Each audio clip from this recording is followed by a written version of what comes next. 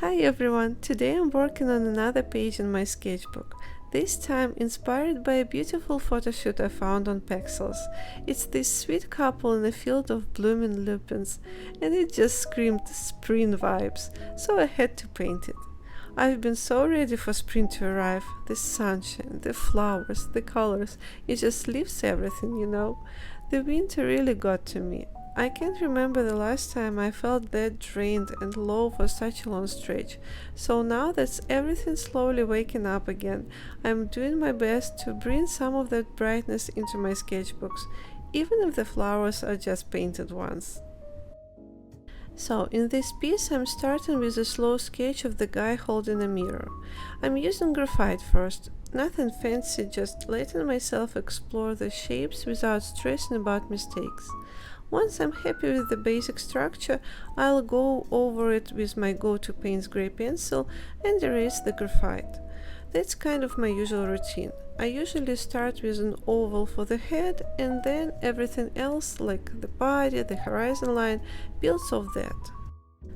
If you've been following me for a bit, you probably know I love drawing people, nature and animals. So whenever I can find references that include at least two of those things, I'm in.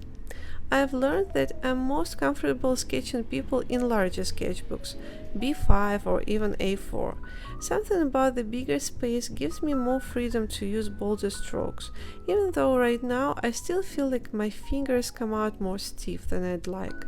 But that's okay. I think as I get more comfortable with the separate parts like hair, facial expressions, or folds in clothing, I'll eventually get to the stage where I can focus on character and gesture more, maybe even start changing up proportions to make things more dynamic. Anyway, where was I? When it comes to landscapes and nature, I actually prefer smaller sketchbooks like A6. It feels less intimidating, and you don't have to get into all the tiny details, which is also a challenge I'm working on, trying to capture landscapes in just a few brush strokes instead of overworking them. So lately I've been experimenting with both, bigger and smaller sketchbooks, mixing people with nature, just figuring things out as I go. Once I had the sketch down, I started thinking about the colors and overall vibe I wanted for the painting. Since it's such a sunny spring kind of scene, I knew I wanted a bright, open sky to set the tone. I usually like to begin with the background because it kind of anchors everything and helps me decide how light or dark the other elements should be. So I mixed up some blue and jumped in. But I ended up making the sky way more intense than I originally planned. I was curious to try this technique where you blot out clouds using a paper towel, and for that to work, the blue needed to be a bit darker so the texture would actually show up. I probably could have tested it on a separate piece of paper first, but of course I didn't. I just went for it. And honestly, it turned out kind of nice. The sky ended up way more vibrant and dramatic than the one on the previous sketch, which I wasn't expecting, but I actually like the contrast it adds. It gives the piece a different kind of energy, like it's later in the day or maybe the light's just stronger. I mixed up two different greens, a warmer one and a cooler one, to help break up the field visually. It's such a simple thing, but it really helps. The warmer green is for the section farther in the background, and the cooler green is for the foreground, where the person is standing. I think the cooler tone helps pull that part forward a bit and gives the whole sketch a bit more depth. Then I added a few darker blobs here and there, not super defined, just hinting at future grass patches or spots where the lupins will go later, more like placeholders than actual plants for now.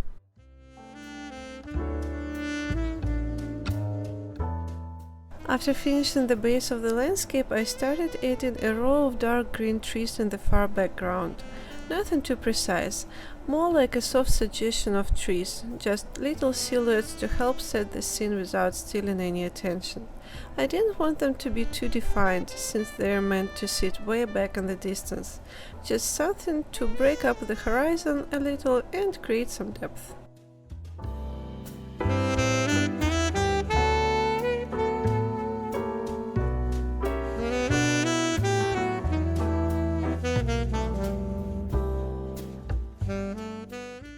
Then I went back to the sky and revisited the clouds.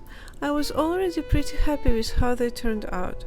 Kinda subtle, a bit soft and hazy, which helped keep the focus where I wanted it, on the person standing in the field. But I couldn't resist testing out a bit of white and grey gouache over them to see if I could enhance the contrast and give them a bit more shape. I figured, why not? If I can't experiment in a sketchbook, then where can I? In the end, I wouldn't say I ruined them, but I definitely learned a thing or two. Like, maybe next time I'll go for a cooler, more bluish grey instead of the slightly warmer one I used. That way it would blend in better with the rest of the sky and feel a little more natural. It's one of those trial and error moments. Honestly, white paint is still kind of a mystery to me. I never quite get it to look the way I want. Most of the time I prefer to just leave the paper blank for highlights or light areas, but I'm usually not patient enough to plan that far ahead. So I end up reaching for the white gouache after the fact, and it just never looks quite right. It's always colder or chalkier than I expected. Still, trying things out like this is how I figure out what works for me and what doesn't.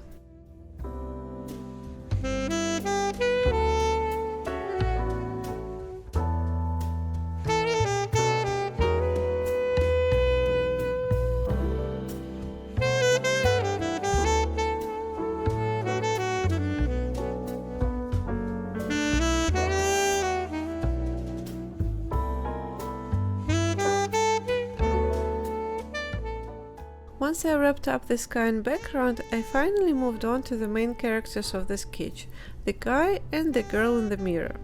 I always get excited and a bit nervous when I get to this part. People are my favorite thing to draw, but they also take the most focus. I started with the skin, building up the tones gradually. I usually start light, then adjust it if it feels too pale, like it did here. Sometimes it takes a couple of layers to get it just right. I try to be mindful with shadows at this stage, just adding enough to suggest form without going too heavy too fast. Once I'm happy with the skin tones, then I move on to the hair and clothes. That's actually the part where I can relax a bit more and enjoy adding some details.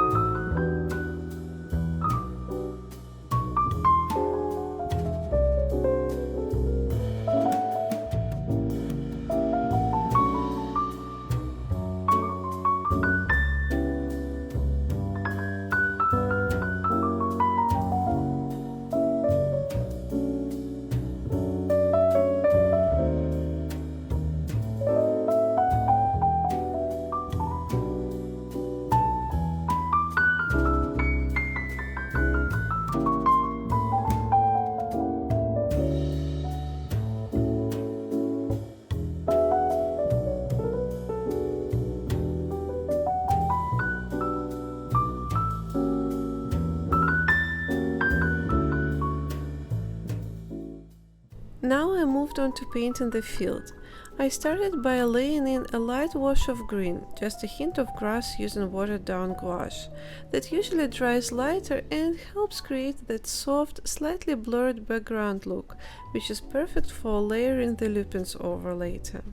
At this point, I could spend a bit more time really studying the reference photos and carefully painting different shapes of greenery. But yeah, that's kind of the deal with me and bigger sketchbook pages. I start off slow and mindful, and then somewhere near the finish line, I catch myself trying to rush through. It's like my brain goes, okay, we've been doing this forever, can we wrap it up now? So instead of building up a variety of plant shapes, I just went with my usual go-to, quick, familiar grass strokes. Later on, I added a few of those finger-like lupin leaves here and there to make it at least feel like we're in a field of lupins.